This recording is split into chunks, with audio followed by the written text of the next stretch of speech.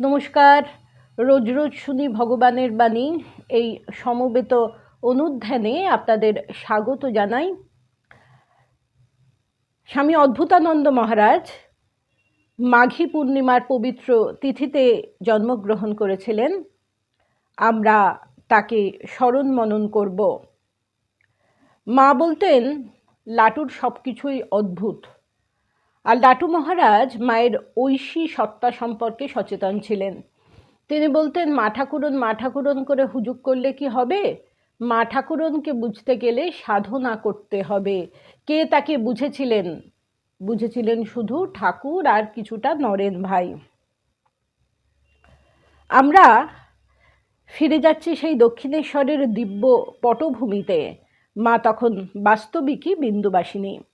লাটু মহারাজ ঠিক এই সময় মাতৃ সান্নিধ্যে আসার সুযোগ পেয়েছিলেন এবং সেবক রূপে নিযুক্ত হয়েছিলেন। শ্রীরামকৃষ্ণই সেই নিয়োগকর্তা। 1881 খ্রিস্টাব্দ তখনও শেষ হয়নি। শ্রীরামকৃষ্ণ একদিন দেখেন লাটু পঞ্চবটির কাছে গঙ্গা তীরে ধ্যানে ডুবে রয়েছে। সারা শরীর নিশ্চল নিস্পন্দ। ধ্যানমগ্ন লাটুকে ডেকে ঠাকুর বলেছিলেন, ওরে লেটো, তুই এখানে বসে আছিস আর উনি যে নহবতে রুটি বেলার লোক পাচ্ছেন না। সহসা এই কথা কানে যেতেই লাটুর ধ্যান ভেঙে গিয়েছিল। খুব অপ্রস্তুত হয়েছিলেন। অপ্রতিভ হয়ে কোনো রকমে দাঁড়িয়ে তক্ষুনি ঠাকুরকে অনুগমন করেছিলেন। ঠাকুরও লাটুকে সঙ্গে নিয়ে নহবতে গিয়ে উপস্থিত হয়েছিলেন। শ্রী মাকে আহ্লাদের সঙ্গে বলেছিলেন, এ ছেলেটি বেশ শুদ্ধ সত্য, তোমার যখন যা প্রয়োজন হবে একে বলো, এ করে দেবে।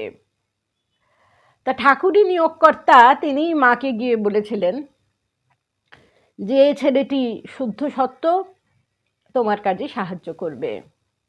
লাটুও সেই দিনের সেই ক্ষণ থেকেই জননীর সেবাধিকার লাভ করে ধন্য হয়েছিলেন।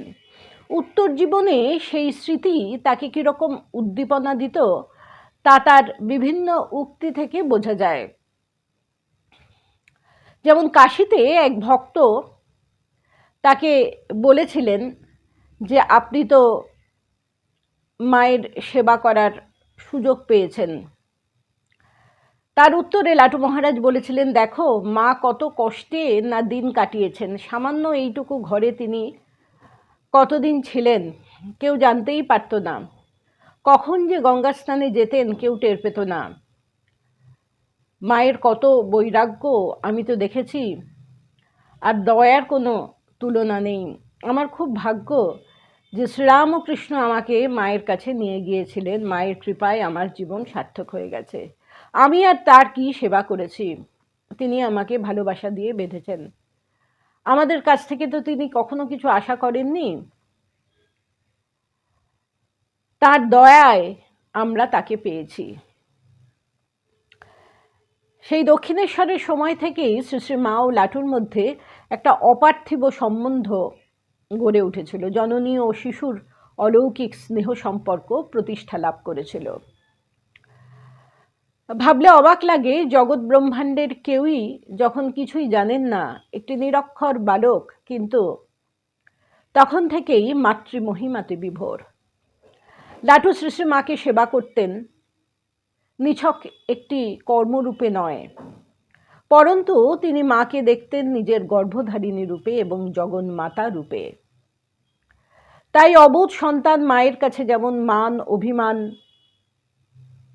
করে থাকেন, তিনি দুঃখে দৈন্যে সুখে সম্পদে সুদিনে দুর্দিনে সমস্ত সময় মায়ের কাছে এসে প্রাণ জুড়ান।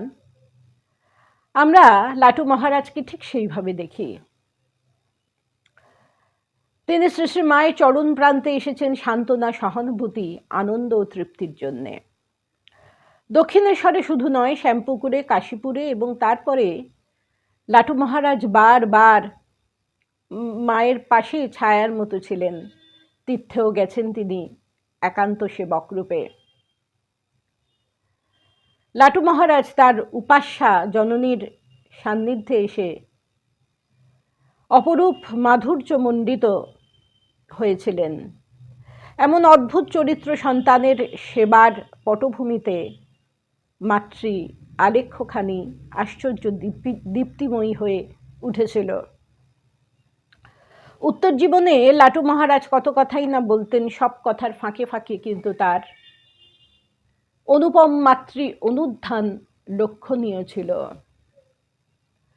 তিনি হিন্দি বাংলা মিশিয়ে কথা বলতেন। মায়ের মতো এমন বুদ্ধিমতী মেইয়া লোক হামনে দেখলুম না।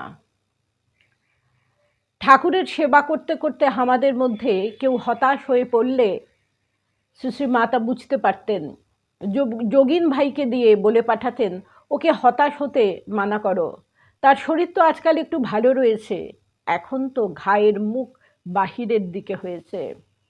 এমনি করে মা আমাদের সব সাহস দিতেন। শ্রীরামকৃষ্ণের মর্ততনু ত্যাগের কথা বলতে গিয়ে লাটু মহারাজ বলতেন, মা থাকতে না পেরে ঠাকুরের ঘরে এলেন, মা কালী গো তুমি কি দোষে আমায় ছেড়ে গেলে গো বলে কাঁদতে লাগলেন। মাকে কাঁদতে দেখে বাবুরাম আর যোগিন ভাই সেখানে গেল, আর গোলাপ মা মাকে ধরে ঘরে নিয়ে গেল। মা একবার কেঁদে সেই যে চুপ করলেন, আর তার গলার আওয়াজ শোনা গেল না। মেইয়া মানুষের এমন ধৈর্য হামনে জীবনে দেখিনি।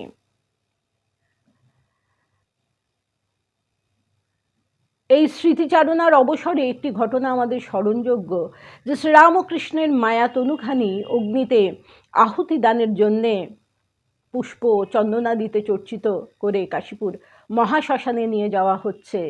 শূন্য উদ্যান ভবনে তখন শ্রী মায়ের কাছে তার একমাত্র সন্তান এই লাটুই রয়ে গিয়েছিলেন। আবার আমরা পরবর্তী পর্বে আলোচনা করব। নমস্কার।